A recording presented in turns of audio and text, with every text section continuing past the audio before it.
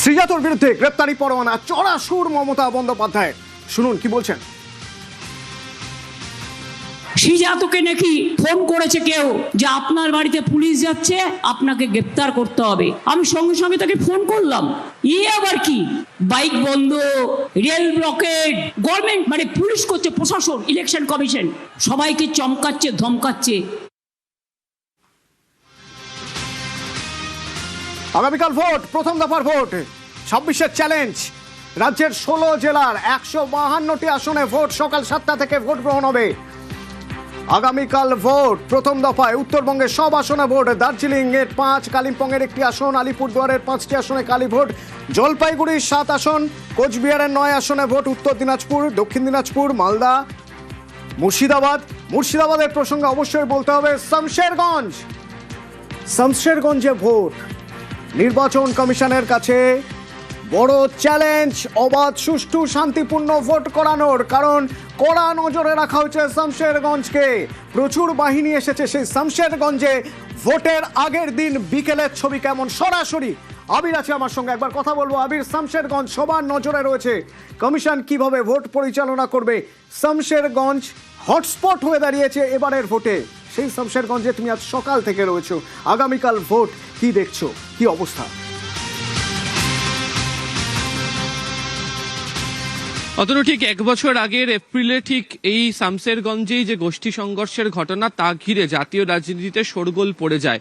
এবং তুমি জানো যে এবারে নির্বাচনের ক্ষেত্রে যে সমস্ত জায়গাগুলোতে সব থেকে বেশি নিরাপত্তার কড়াকড়ি করা হচ্ছিল, তার মধ্যেই শামশেরগঞ্জ, ফারাক্কা, এই সমস্ত এলাকা যা বিধানসভা কেন্দ্রগুলো রয়েছে তা রয়েছে। এবং যে জায়গাতে মূলত হচ্ছে অশান্তির ঘটনা ঘটেছিল, বেদবনা সহ বেশ কতগুলি গ্রাম, সেই গ্রামের যে বুথ ডিগ্রি হাই স্কুল, সেখানে আমি এই মুহূর্তে রয়েছি। এটা হচ্ছে ভোট গ্রহণ কেন্দ্র। তুমি দেখতে পাচ্ছ যে বাইরে থেকে ভিউ কাটার দিয়ে দেওয়া হয়েছে, অর্থাৎ বাইরে থেকে কোনোভাবেই ভেতরে কি হচ্ছে সেটা দেখা যাবে না। এখান থেকে ঠিক 100 মিটার যে দূরত্ব, সেই 100 মিটার দূরত্বে ইতিমধ্যে নির্বাচন কমিশনের তরফ থেকে লক্ষণ রেখা টেনে দেওয়া হয়েছে।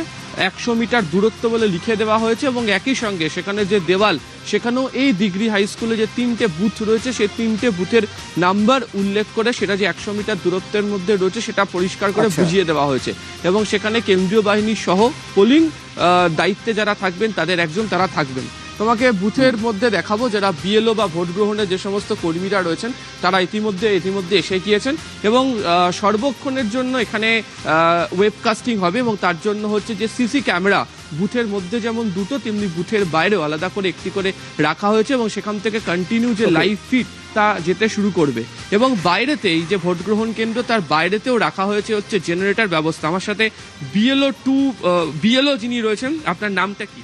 সুলতা কর্মকার। আচ্ছা, কি ব্যবস্থা রয়েছে, ব্যবস্থা কি রয়েছে, মানে কি ধরনের ব্যবস্থা এবারে ভোট গ্রহণ কেন্দ্রে? কেমন ব্যবস্থা জানি, মানে নিরাপত্তা ব্যবস্থা কেমন, কি আপনারা? ফোর্স চলে এসছে আগে থেকেই, মানে বিকেলের দিকে, তারপর পোলিং পার্টিও সব চলে এসেছে। আমরা এখন বাড়ি চলে যাচ্ছি। আপনারা এই যে 100 মিটার সবকিছু তৈরি, এবার অপেক্ষা আগামীকাল সকাল 7টার। তার আগে মক পোলিং হবে এবং তারপর হবে ভোট গ্রহণ। এই ছিল শামশেরগঞ্জের ছবি।